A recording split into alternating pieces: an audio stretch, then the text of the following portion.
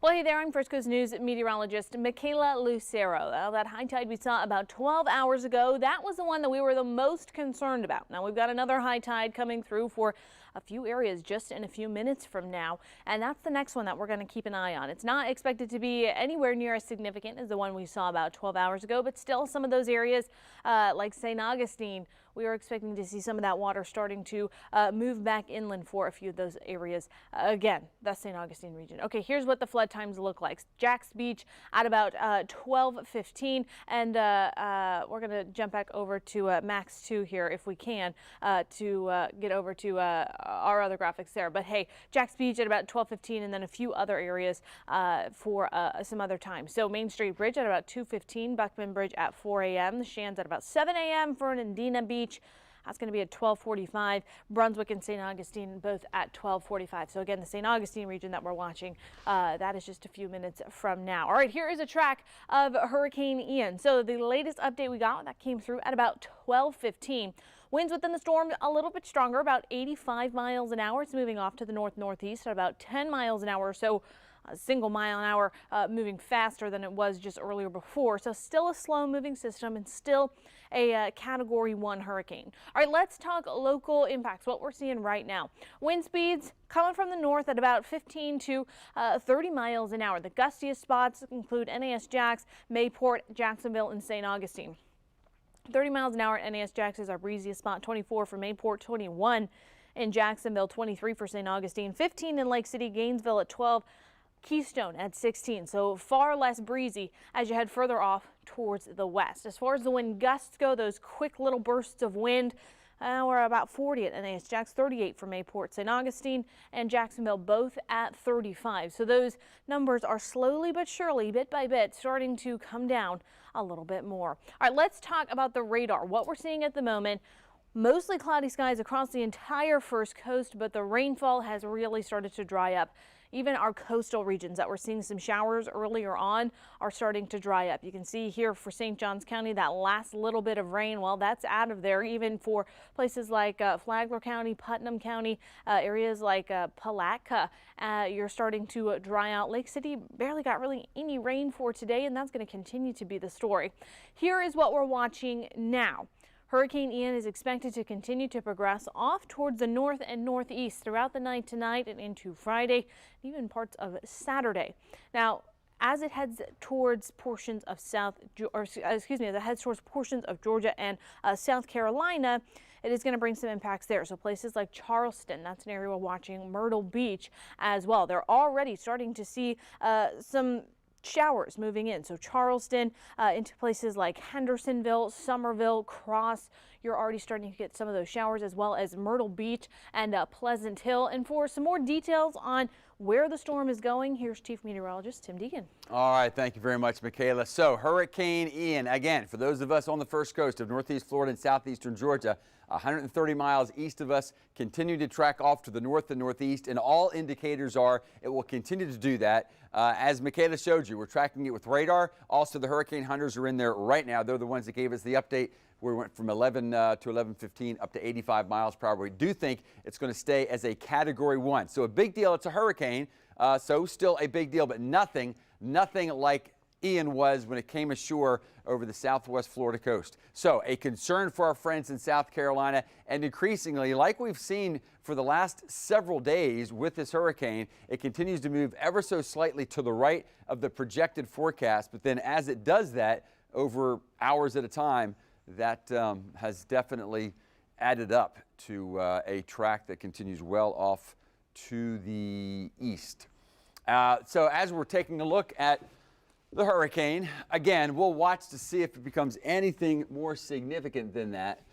But there you go. There's where landfall is expected, and that's up around Myrtle Beach. So it really has shifted over the last couple of days from what looked like maybe Hilton Head to Charleston, and now in the Myrtle Beach area. And so from Myrtle Beach to the right, and that's getting up toward Cape Fear, even in North Carolina, that's where the most significant storm surge will be. Right now it looks like it's going to be about maybe 7 to 8 feet. Significant, but certainly nothing like the head down over South Carolina. Here's a look at, again, what is heading toward them and heading away from us here on the First Coast. Very asymmetrical. We've been talking about that for a while. Typically, that happens as dry air gets into the system, and if you've been out and about, feels pretty good out there. That dry air has certainly kept this system from re-intensifying in a rapid way, and unless we see an eye develop, and we sure don't, but unless we see an eye develop, it continues to show us very dry air wrapping into the system, a lot of shear as well. Significant thunderstorms, obviously, because of a hurricane, but that's why we're not expecting rapid intensification. But like we've seen in our part of the world, and especially over Central Florida where they had record rainfall, we were right on the edges. Some of the heaviest rainfall totals we've seen. Elkton came in with just about 10 inches of rain, and then there are numerous spots in Flagler and Putnam County that had about 10 inches to 12 inches of rain. Of course, the rest of us had much lower amounts. But as it heads off to the northeast, all of this rain will continue to fall, especially from Savannah northeastward. Notice the counties we have marked here. That's our First Coast counties. And for those of you in southeastern Georgia, if you're wondering, there's Camden, there's Glenn. You're right on the edge, but you should stay on the edge, and if anything, the dry air continues to work into your region. Okay, so here's where the hurricane warning is. Again, we're no longer under a hurricane watch. Our part of the world was never put under a hurricane warning.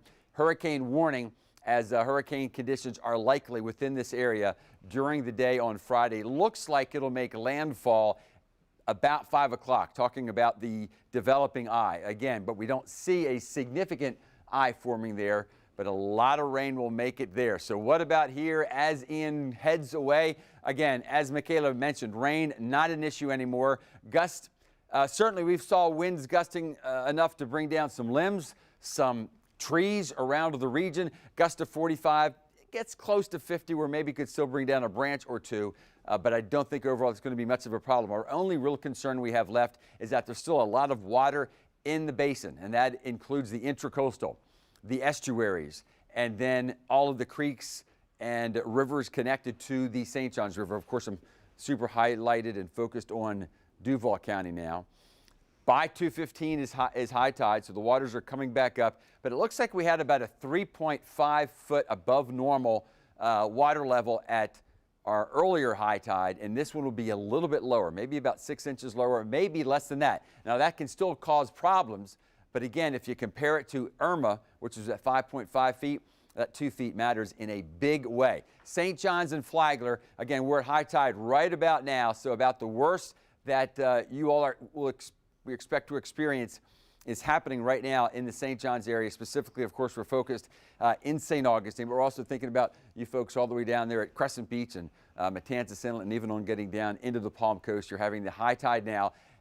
4 feet above normal, whereas earlier today, as an average, was about 4.5. Might not even make it to 4. Science seemed to indicate that tonight / this morning's high tide would be about 6 inches less. Maybe it's going to be as much as a foot less.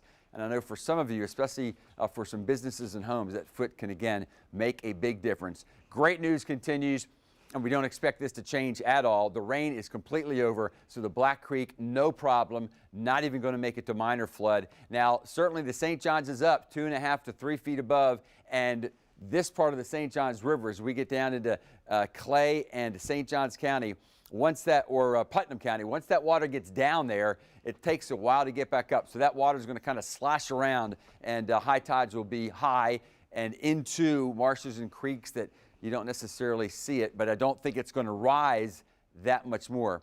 Occasional gust of 40. The winds are beginning to shift for all of us out of the northwest, so that will pile the water in the St. Johns more up on the eastern banks a little more, and for banks that face to the northwest versus those that face to the southeast. But that northwest wind is also helping as far as the beach communities in Duval and especially St. John's and Flagler. Okay, so what about you folks in Glenn, Camden, and Nassau County? Again, although the hurricane is just now a beam of you, the rainfall is out of here. Maybe an additional inch of rain up around St. Simons, but even that is probably pessimistic. It's probably going to be more like about 1/4 to 1/2 an inch, so that should not cause any additional problems. Occasionally some gusts of 50. Overnight tonight, especially east of Highway 17, if you don't have to drive, then you don't have to worry about branches or maybe older trees coming down. And your high tide as well. It's going to be up there. 4 feet's a big deal, above normal, but not quite as high as what we saw earlier today. So there's a look around. Why don't we finish with some of the quieter counties, at least meteorologically speaking. Just wanted to let you all know out around Baker, Union, and Bradford and Columbia County, no problem. This is especially significant when you consider 2.5, 3 days ago, the official forecast was taking Ian over about Clearwater and then up Cedar Key and then right over Lake City as a Category 1. But then, of course, that forecast shifted in a big way. No problem for the rivers. And if anything, I think you're probably enjoying the breeze. Same thing over southeastern Georgia. Up around Waycross, you're going to be reminded that it's almost October. In fact, when you wake up tomorrow morning, there might even be some upper 50s up there. We'll have another update for you in an hour.